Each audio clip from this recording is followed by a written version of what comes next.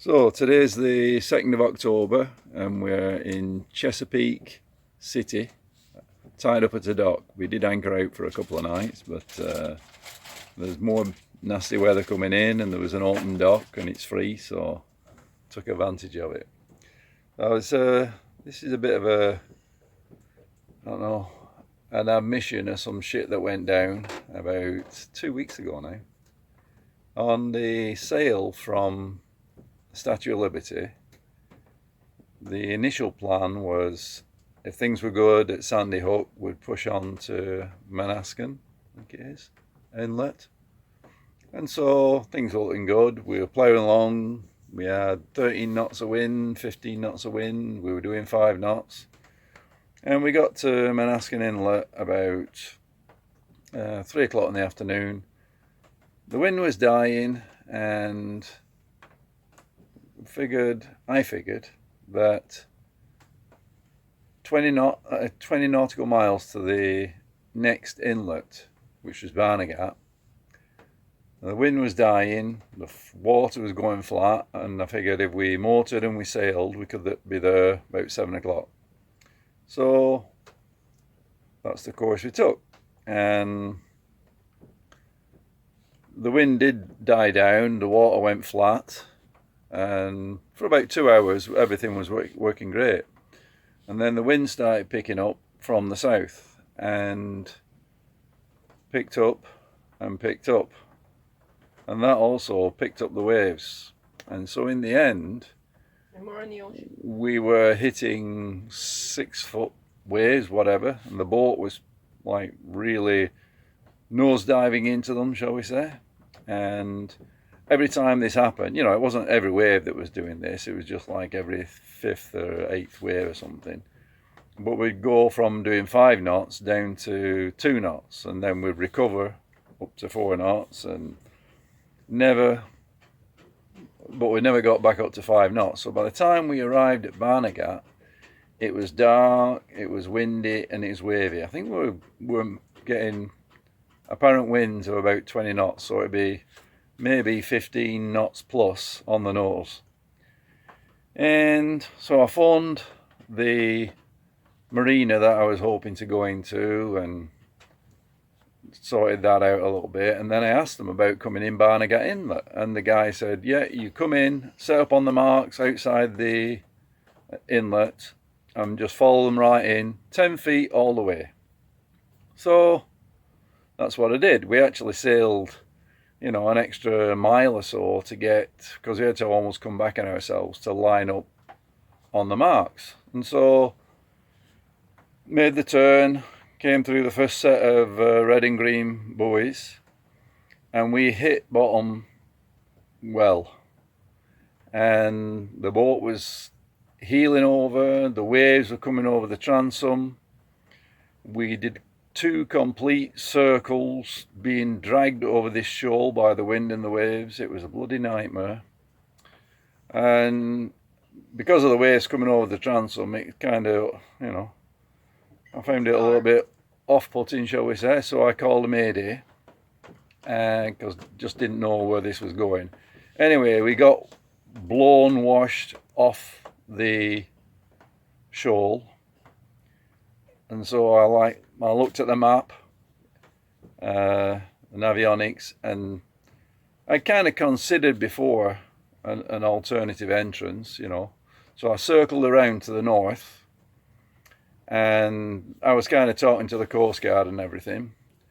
And we got through to the red mark at the end of the inlet, and the Coast Guard says, I'll set up in the channel, I'll come in the channel and you can see me and aim for me. So I did an extra circle in the dark in the waves, just to make sure that he was set up ready for me, shall we say. And so I came up past the red buoy, and then he's in the inlet, and he says, right, you see the lights, you can head for me now.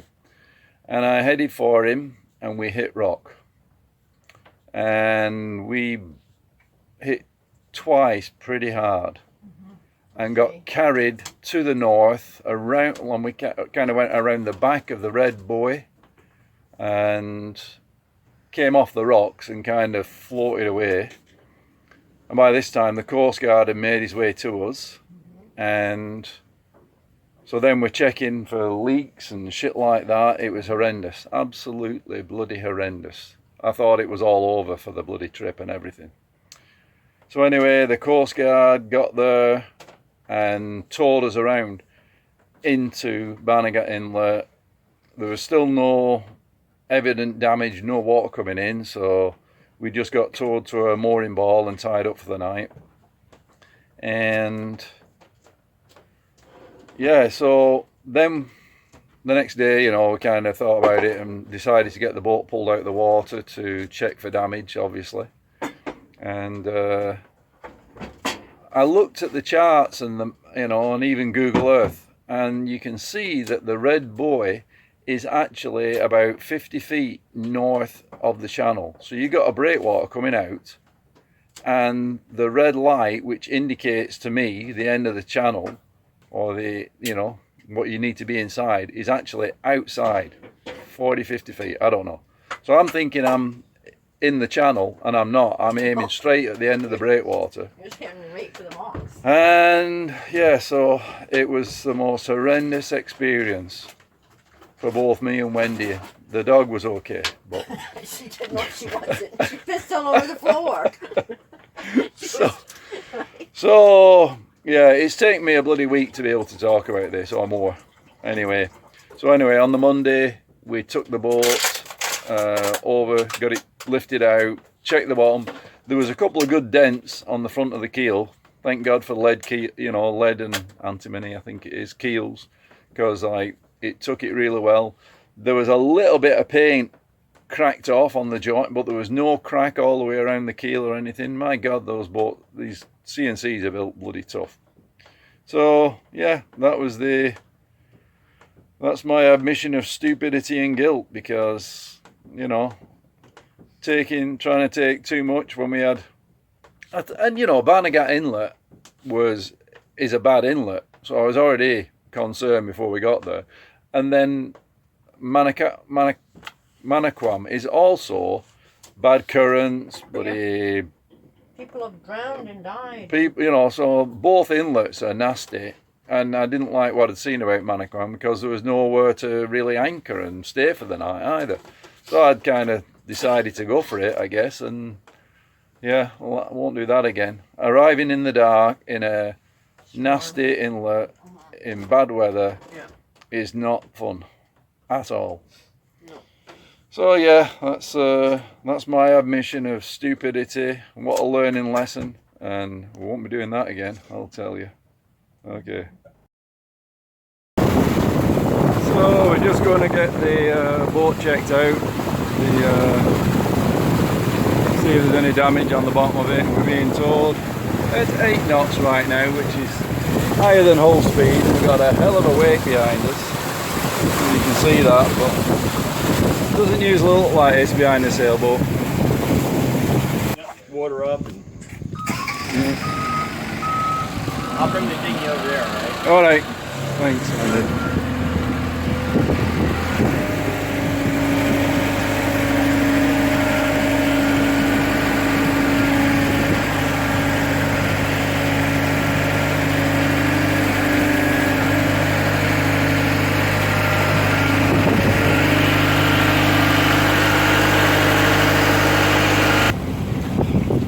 Today is Monday, and I don't know, it's about 3 o'clock in the afternoon. I've passed some pretty nice chateaus here, some of them further back. They were definitely fitted out with the big boats up on stilts and everything else like that. It's no shortage of money around here, that's for sure. The wind's blowing pretty strong. It's been up to 20 knots at times. We're in a lull right now. Maybe we're just sheltered behind these houses. Yeah, it's going pretty good.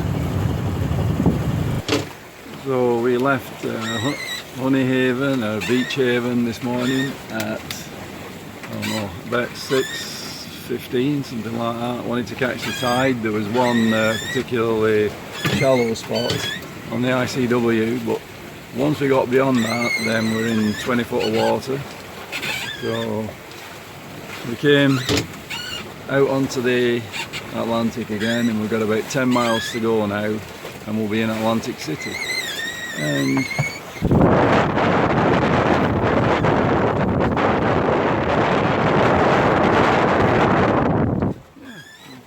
going well. So right now we're doing 4.8 knots and on 17 knots of wind, and we're kind of going into some leftover rollers from yesterday when the wind was from the south. Now the wind's coming from the west, so it'll the rollers will die down as time goes by, I think. So here we are approaching Atlantic City. Pretty slick buildings there.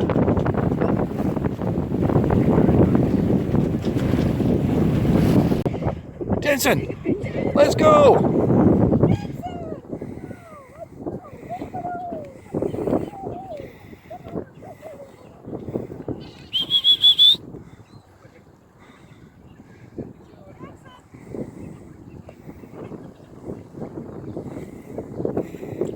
Where are you going? Where are you going? Jesus. You can do a commentary now. So we've come up to a little inlet here, and we've took our dinghy into the marshes and just parked it beside a house that's being built. And now John is rowing our way out of the marshes because the tide has come up. And we're a lot more in the, right? So yeah, we're on our way back. We got some cleaning laundry products and of course beer, wine and rum. And we're all set. We're going back to the boat now. And everything's good. Hey, we're out. And we're out. We're in the water now. We can start the engine. We're out of the marshes and we can start the engine now in the dinghy and go back to our boat where it's anchored. Another interesting day.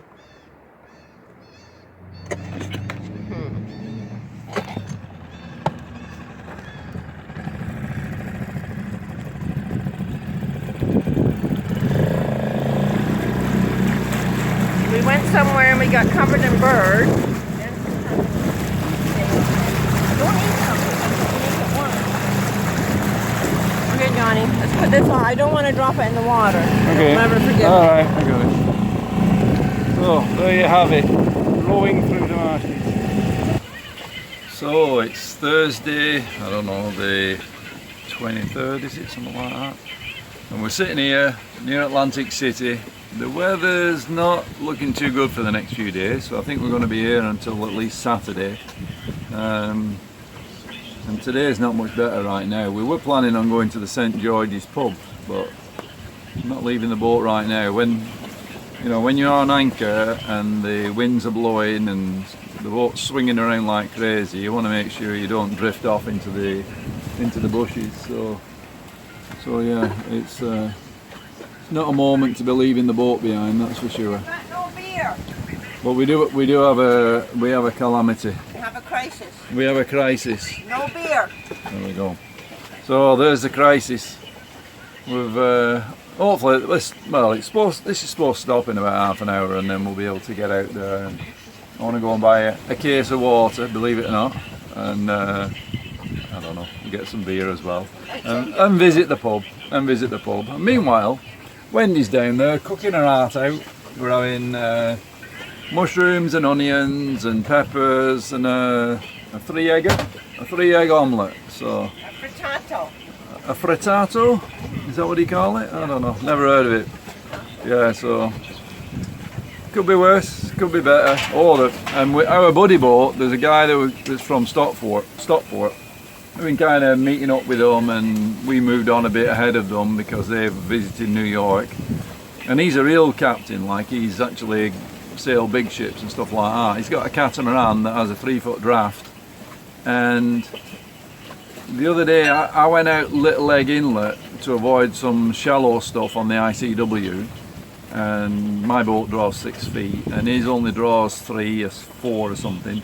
Anyway, he ran aground with his 3 foot, 4 foot draft catamaran, and apparently its damage is stern drive, which is the bit that puts the power to the proper propeller.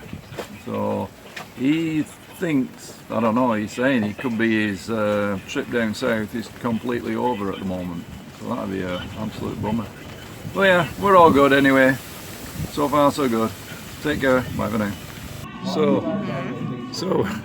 we're in the St George's pub again, and we were stuck on the boat for 24 hours. We had some really strong winds, and I ended up putting a second anchor out, and before that we were dragging about more than 24 hours. More than 24 hours. We were dragging about a foot every hour, so that wasn't really encouraging. I couldn't sleep with it, so yeah, we threw a second anchor out and got through that. Well, it was once I got the second anchor out, we stopped moving, and I got a really good sleep. I had about bloody 12 hours sleep or something. I don't know. It must be the stress of everything else.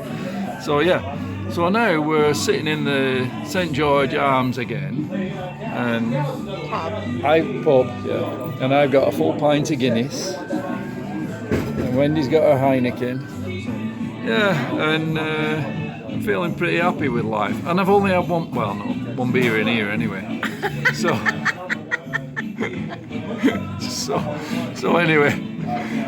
What do you do when you're on a boat for 24 hours? Yeah, we had to leave the boat. We were running out of beer, so there we go. We were forced out. Yeah, so it's not bad. Can't complain too much. And hopefully we're going to be stuck for another day or two, but perhaps Tuesday, Wednesday is a couple of good days. We can get down to Cape May and then up the Delaware River. So that's the plan.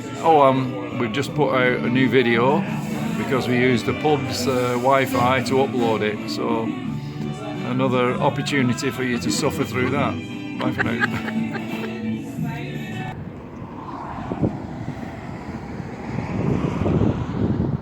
So we're headed back to the boat. We've just been to the St George's pub, and there's our dinghy sitting in the middle of the harbour, or whatever it is, little lake. Wendy's waiting for me down there, and I'm carrying the important stuff. I've got a 30 case of Budweiser. All good. So look at this. They even have tour boats that come and see us in Brigantine Inlet. Brigantine Inlet, yeah. Look at that. So we'll do the wave. See if anybody waves right. Hey! Oh, it's turbo. Is it? Yeah.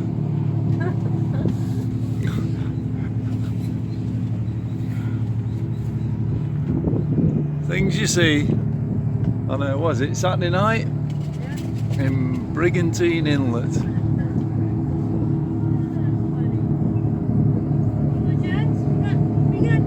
We're celebrities. We're celebrities.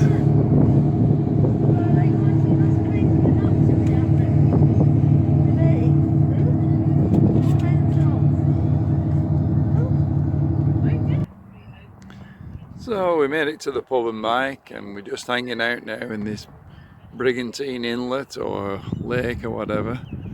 Hanging out with the rich and famous. Like, there's boats here and houses that are in the $1 million range. There's no question about it. Yeah, we've got nice flat water, no wind. Absolute luxury. Absolute luxury. Good as it gets. So we're still hanging out in Brigantine Inlet. The weather forecast is not particularly encouraging for the next few days, so we might be here till Tuesday. We'll see. We've got the hot dogs on the barbecue and the buns. Yeah, and it's just past low tide. You can see things are starting to fill up. Jensen's waiting for a supper, right, Jensen? And Wendy's cooking up a storm. So this is the little bit of channel that we've been parking our boat in, or a dinghy in. And he's going down to the dinghy now, it's still there. And we thought this was like a public dock, but apparently it's not. Anyway, a guy called Frank said it's okay, we can use it, so we did. So we're rolling along towards Cape May, doing 5.5 knots or 6.5 miles an hour. Just being passed by a trawler, sailing on the Gibalo. These 135% Genoas really pull you through the water pretty quick. I keep thinking I should lift those buoys out of the water, the bumpers out of the water, but somehow I don't fancy going there right now. Maybe I'll have to put my safety lines on. See, I've got safety lines now.